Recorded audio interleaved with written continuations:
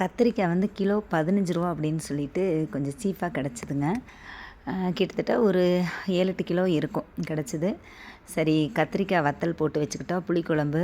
அப்புறம் இனி வெயில் காலம் வருது, அதை எண்ணெயில் பொரிச்சாவே நல்லாயிருக்கும் டேஸ்ட்டாக. சரி, அதுக்கு செஞ்சிடலான்னு சொல்லிட்டு காலையில் டீ சாப்பிட்டு வெயில் நல்லா வர்றதுக்குள்ளே அதை லைட்டாக வேக வச்சு காய வச்சுட்டு அடுத்த வேலை வந்து ஷெல்ட்ருக்கு கிளம்பணும். அங்கே போய் சாப்பாடு காலையிலே வச்சுட்டு வந்துடுவேன். சாப்பாடு வேகிறக்குள்ளே க்ளீன் பண்ணுற வேலையெல்லாம் பார்த்துருவேன்.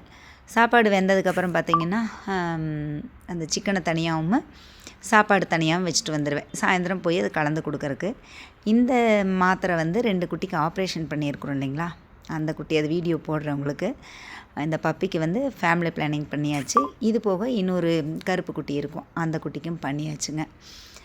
அந்த 2க்கு வந்து சாப்பாடு கொடுத்துட்டு காலையிலே வந்து இந்த சிக்கன் சூப்பு மாதிரி வச்சு அதுக்கு மாத்திரை கொடுக்கணும், அதை கொடுத்தாச்சு.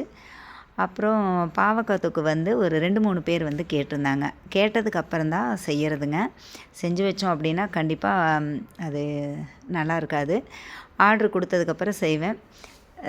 பாவக்காய் தொக்கு, தக்காளி தொக்கு, பிரண்டை தொக்கு 3க்குமே ஆர்டர் வந்திருக்கு. பிரண்டை வந்து இன்னும் நமக்கு கிடைக்கல கைக்கு, அதனால் பாவக்காய் தொக்கு போட்டு வச்சாச்சு. அப்புறம் தக்காளி தொக்கு போட்டதுக்கப்புறம் இதெல்லாம் அனுப்பணும். சும்மா கம்மியாக தான் வந்திருக்குது. போதும், இந்த மாதிரி போனால் கூட இவங்களுக்கான ஏதோ ஒரு சின்ன சின்ன செலவு மேனேஜ் பண்ணிக்கலாம். பெருசாக பண்ண முடியாது, சின்ன சின்ன அளவுக்கு பார்க்கலாங்க. அதுக்கப்புறம் கம்பெனிக்கு போயாச்சு. கம்பெனியில் போய் என்னுடைய வேலைகளெல்லாம் முடிச்சுட்டு திரும்ப சாயந்தரம் போகணும். சாயந்தரம் போய் குட்டீஸுகளுக்கெல்லாம் சாப்பாடு வைக்கணும், வச்சுட்டு திரும்ப கம்பெனிக்கு வரணும். இன்றைக்கான வேலை இதுதாங்க. வீடியோ பிடிச்சிருந்தா ஒரு லைக் பண்ணிவிட்டு சப்ஸ்கிரைப் பண்ணிக்கோங்க. தேங்க்யூங்க.